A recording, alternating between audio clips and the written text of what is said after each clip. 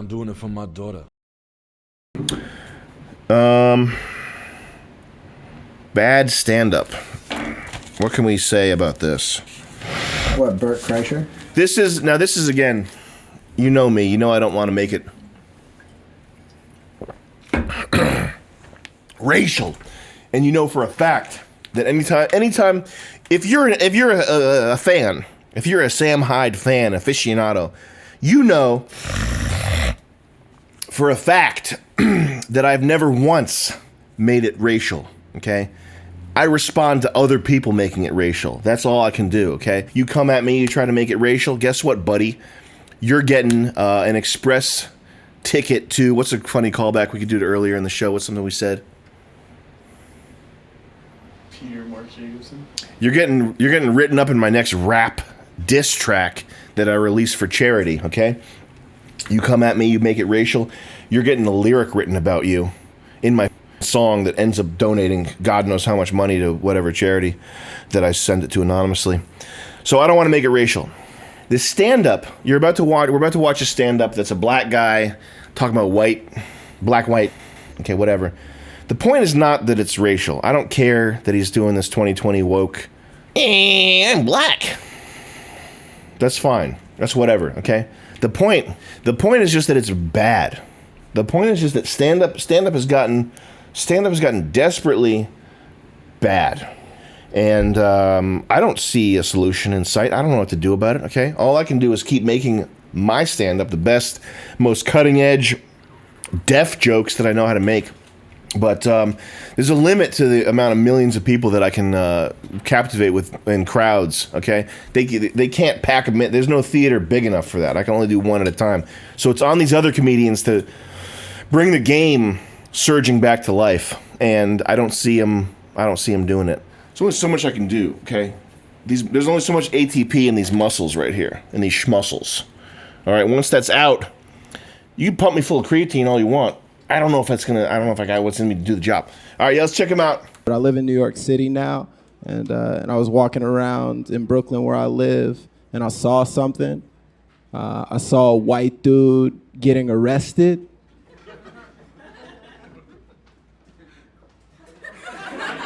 Extreme cringe, as my friend Joey says. That is a thing that I love to see. Extremely cringe. I had no idea that was even a thing I was interested in. It shocked me so much that I started saying things that I'd never said before in my entire life. Like I saw this dude being put into handcuffs and being put into the squad car, and I just heard myself go, "Hey, go police!" Like I just shouted it at the top of my lungs like it was my favorite sports team. I was like, "Hey, go Big Blue!" Y'all killing it out there, baby. Undefeated season, yeah. Ain't nobody taking y'all down this year. Became a Blue Lives Matter dude. I lost myself. When I was in high school, Lil Wayne was the biggest rapper. Let's pause there. And you ever play with when you're playing as a kid, and you're like cops and robbers or whatever. You're playing some sort of war type game with another kid, and you're like you're warring your enemies. And then you both kind of collectively at the same time, you get frustrated and tired. Yeah. And you sort of mutually agree to become friends. And it lasts for like a day or whatever. And the type of shit that you're saying as a kid, knowing that this person's going to be your enemy again. But for that one day, you're like, oh yeah, let's go over here. We have to kill this bad guy now. Like that kind of thing. Does that make sense? Does that make sense what I'm saying? That's the kind of vibes I'm getting from this right here. And that's not a good thing. It's like I'm sensing a lot of stress off this guy. How about this? I want to see good things happen to people. Okay? That's what I'm saying. I've never once said I like to see black people get arrested. Can you imagine how mentally sick I would have to be to say that? I love watching blacks get arrested. Yeah, get him, officer. Beat that silly Billy. Go police. I've never said or thought that one time for one instant. That's an insane thing to think. And obviously this is a joke. It's a stand-up routine. But is it even a joke? It's not a joke. It's not a stand-up routine. It's this guy is doing his. He's just saying like the new white people are the worst, right? The like new that's the joke. Sorry.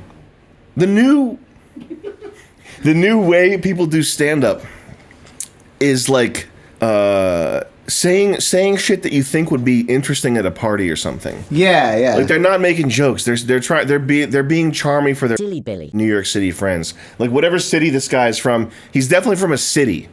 He's from some city. Like I guarantee he's from San Francisco or something like Silly Billy. Not gay people. I mean, like, you know, he's from some city where finding a real friend is impossible, because anytime you go to some sort of social group, it's brie on toast. Oh, they have $5. Oh, it's $7. Oh, they have this drink. They have salt. That you're supposed to use salt with it. And the types of conversations people have are so petty and demeaning and tiny micro world. It's micro world. When you go to certain places in New York City, or if you go to San Francisco, or if you go to like Portland, it's micro world. And everybody's always up each other's mo. And you have to be, if you want to get by, you have to be the clever one. You have to always be so clever. So that's where this guy has honed his stand-up. This guy, as black as he is, as black as he wishes he was, as much as this guy wishes he was Compton Ice Cube Ghetto Rapper Man, or whatever. You know this guy, I know he's wearing pink shorts, but I guarantee you he's watched Eddie Murphy, and he's said to himself, hey, that's going to be me Eddie Murphy, that's going to be me one day. Not in that voice, but that's the voice that he wishes he would say it in. He wants to... He has honed his stand-up skills by being clever, as ghetto and as Compton, as street, as he wishes he was. He wants to be Eddie Murphy in the leather, Eddie Murphy raw. That's what he wants to be, probably, in his heart of hearts. And as much as that's the case, he has honed his stand-up by being clever for Becky, by being clever for the half-Asian woman that he works with, by being clever for the little United Nations of shitheads that is his social circle in whatever stupid city he's from. And so this is not really a joke. This is like his clever statement that's topical, racial, and is a truth, one of his truths that he shouldn't say.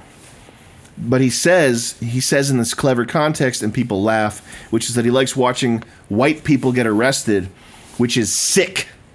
And to think that he's not some murderous sociopath or something, but he's probably totally obsessed with race. I think everyone there is probably obsessed with race. The audience is all white people.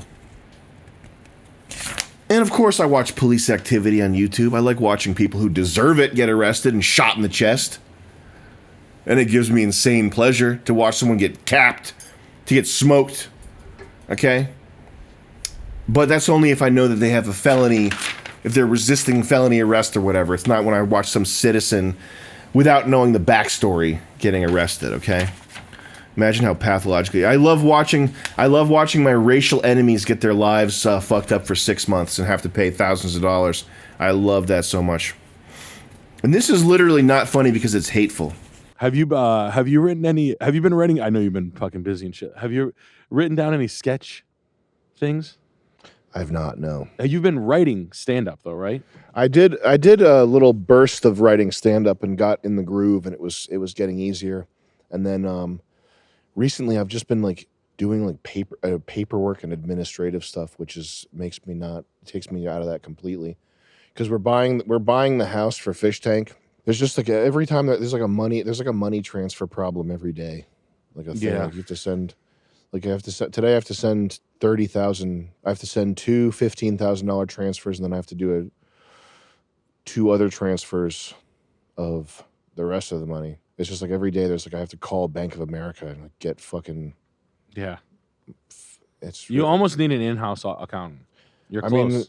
Like a full daily. Well, Joe, I mean, I just have to cut it off. I have to end it. We got to get...